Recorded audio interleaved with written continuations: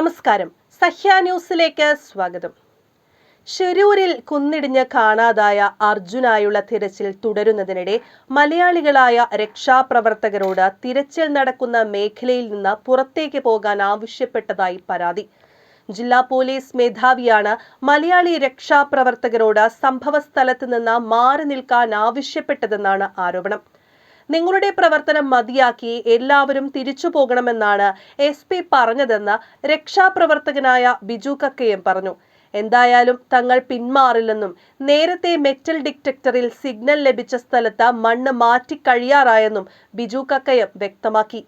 ചാനലുകളിലൂടെ ഓരോ വിവരം പുറത്തുവരുന്നതാകാം പോലീസ് ഉദ്യോഗസ്ഥരെ ഇത്തരത്തിലുള്ള നീക്കത്തിന് പ്രേരിപ്പിച്ചതെന്ന് സംശയിക്കുന്നു. കേരളത്തിൽ നിന്ന് രക്ഷാദൗത്യത്തിനെത്തിയ കുറെ പേരെ പുറത്ത് തടഞ്ഞു നിർത്തിയിരിക്കുകയാണ്. അവരെയും ഇങ്ങോട്ട് കടത്തിവിട്ടിട്ടില്ല.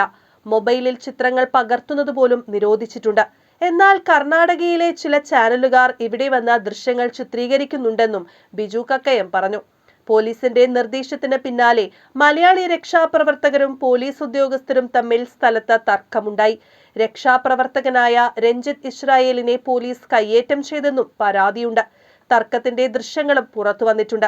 ബിജു കക്കയം ഉൾപ്പെട്ട ഒട്ടേറെ മലയാളികളാണ് ഷിരൂരിലെ ദുരന്ത സ്ഥലത്ത് കഴിഞ്ഞ ദിവസങ്ങളിൽ രക്ഷാദൗത്യത്തിന് എത്തിയിരിക്കുന്നത്.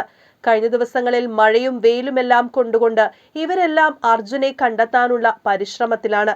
ഇതിനിടെ കർണാടക പോലീസിൽ നിന്ന് ഇത്തരത്തിലുള്ള സമീപനം ഉണ്ടാകുന്നത് രക്ഷാപ്രവർത്തകരെയും തളർത്തുന്നതാണെന്ന ആരോപണം ഉയർന്നിട്ടുണ്ട്. News desk, Sahya news.